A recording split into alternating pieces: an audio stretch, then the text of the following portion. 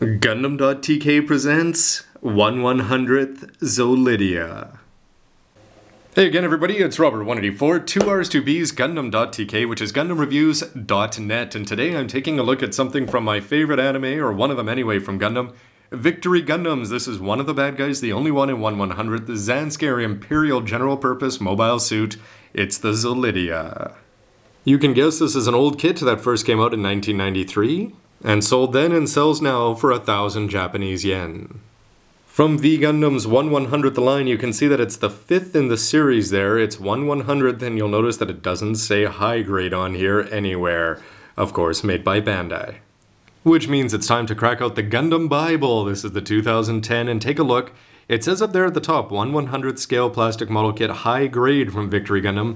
And after the V1 and the V-, you can check out reviews of those along with the V2, and then we've got the Assault and the Buster down there. You'll notice down here in this corner before we have the 160th V2 that there's two little leftovers. You have the Gun Blaster and the Zollidia. And what's interesting about these is all the other V Gundam 1/100th kits are labeled as high grade, but these two, even though they're in the same series, are not even the same grade, which is very unusual for Bandai and something they don't do today at all. Now, the significance of this model kit is even though the Zollidia was not one of the most popular and memorable bad guy suits from Victory Gundam, it is the only one in 1/100th line. So if you want a bad guy to go with your good guys, you're going to have to do this, because I don't think we'll ever be getting a master grade of this. Who knows if we would for some of the other bad guys, but on the other hand, it was piloted by the always controversial and attractive and insane, all wrapped up into one, Katajina Luz. So if you do want a bad guy for Uso, you could do a lot worse than this Zollidia. Taking a look around old boxes takes no time whatsoever. Here you're going to see that they do have a variation of the eyes, so I look forward to seeing how that's going to play out in plastic form. There's red eyes, and it looks like green with red slits up there. Here you're going to have an action pose, if you want to call it that. It's barely leaning on one toe there. It is cool to see, though, that the shield is going to be clear parts along with the beam saber. Here you've got the beam rifle, which is being held in both hands, it looks like, which is fairly impressive, and you can see the shield generator there, which is going to be one of its more noticeable features on the left arm. And then here they're going to talk about how they brought the TV anime to life in plastic model form. To the other side, where you're going to get a front and back shot there, it does look okay when it can actually put its hand on its hip, which is fairly impressive for 1993. A rear shot showing off lots of thrusters back there, and some information about the in-universe story of how this was developed from the Zoloat and stuff like that. However, at the end of the day, this was the only one that got a 1/100th kit. Inside the box, the manual's up on top here, and then you're going to have two plates of black or purple looking there, polycaps, red, and some lighter purple, and a thing of seals and a beam shield. All the plates are unique here to the Zollidia, but don't expect any multicolored magic on the A plate, because it's just going to be the darker of the two colors here. You're going to have the chest parts, you're going to have a lot of the waist armor for the back and the front and the sides. The only thing being is that there should be some red on here when I look at the side of the package, and this part is going to look good. It looks like it's got some good lining opportunities there to cover up the right shoulder on the shield, but things aren't always looking up for the left arm. That's getting slightly ahead of myself though, with the A2 plate being the other part. You can see that it's just broken off here. You're going to have the legs there for the left and right side. The shield is made up of two parts, big bulky parts there for the legs, and the head is going to have two parts, and if you can see there, there's an actual hole there for the eyes. So it looks like those are going to be somewhat interesting, but it should also have some red parts here, which are not going to be done in plastic. The B plate is going to be some gray purple, and you can see that it's just a little bit lighter than what you saw on the A plate. Big parts here for the beam rifle, 3-finger trigger finger split for the hands down there, some parts for the thighs, and various scopes and boosters. But the last plate is where the big problems are going to be, and this is the C plate, and it's a very bright red, which is good to see. You're going to have the parts that you need for the shoulder, for the right arm, as mentioned earlier. These parts are going to fit into the feet, so you're actually going to have some color differentiation in there. But then you have some silly choices for red. First of all, the waist is going to be red, as are these grips, which are probably going to hold on the side skirts or the front skirts or something like that. Why that needs to be red, I have no idea. But here you're going to have a good solid piece here for the chest, and you can put a little seal on there that should actually be green.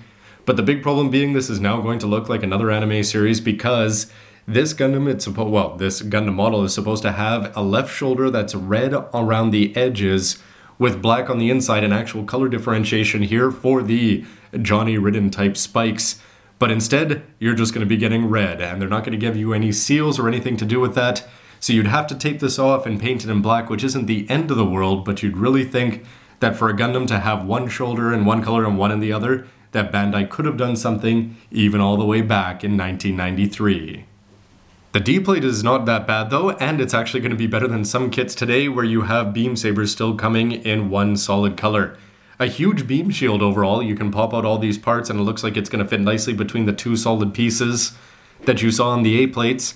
But the other bonuses that you're going to get is, if you look really carefully, is these are beam sabers built into the sides of the plates. You're going to get 2 of those in clear. It's going to be hidden in the hand, so the fact that the handle is clear isn't such a big issue. And you're also going to get the eyes, which should be green, just with red pupils in there. So if you want to go ahead and paint this, that should be an interesting fit into that hollow eye socket. And that's because the seals are going to help you cover up some of the color deficiencies, but they're sure not going to cover up everything. First of all, that green jewel is going to go on the chest, and this is going to go down on the waist armor and just sort of give you a green section down there. These are the parts that are going to go on the side of the mouth guard, if you want to call it that. So basically on the front of the face, if you put those parts on, I don't know how they're going to look. They're going to be very shiny and stand out compared to the black plastic that they're on top of. These parts are actually supposed to go inside the waist skirt, so I don't know how well that's going to work, but it would certainly stand out in a good way probably, just because it's going to be mostly hidden, so you're not going to notice too much that it seals. The ones that may stand out though a little bit too much, these are supposed to go on the bottom of the legs. The feet have red molded in plastic, but the shins do not, so that has to go on there. But if they're going to be giving you big ugly seals for that, could they not have done something like that for the left shoulder, which is going to be the biggest problem I can foresee with this kit, just looking at the plates. So there they are, all laid out. 4 plates for this price is not all that bad, and a 5th one if you want to count this as the D plate, as I suppose you should. A very small thing of polycaps, so you're actually getting pretty good value for your money here. It's just a question of whether these color deficiencies in the plastic and the amount of work that you're going to have to do with things like painting because the stickers aren't sufficient is going to be something that's detrimental to a poor modeler like me. The manual is more reminiscent of a high-grade Universal Century one for today. You can see down here that this is going to be a very tiny mobile suit with a head height 14.7 meters and only weighs 10 tons, I suppose. With its equipment on it weighs 20. You can see down there again it's number 5 in the series, and here you've got some history about the Zanskar Empire and all their things that they were up to. The cover art actually is not all that bad. It's sort of attractive and against that black background. Here you can see all the plates laid out there, the A, A2, C, D, and a big B plate down there with the polycaps and a set of seals. If you want to order parts there, you can do that. Once you put it together, you'll just notice how much white there is on here. It's very simple. You just put the arms together, the legs together, and you're practically done before even flipping the page. To the other side, where you just have to put all the components together after assembling the head and the boosters and the backpack. Here's how you put the shield on there. The weapon here is actually going to have a bonus that it can slide out the scope, so it does have some playability, which is cool to see. You can put the beam saber and beam rifle in hand, no special instructions there. And then you're going to have a color painting guide down there, which is a little bit annoying that they just have color A, B, C, D, E, and then you mix it up. That's showing you the percentage of the different paints to put in.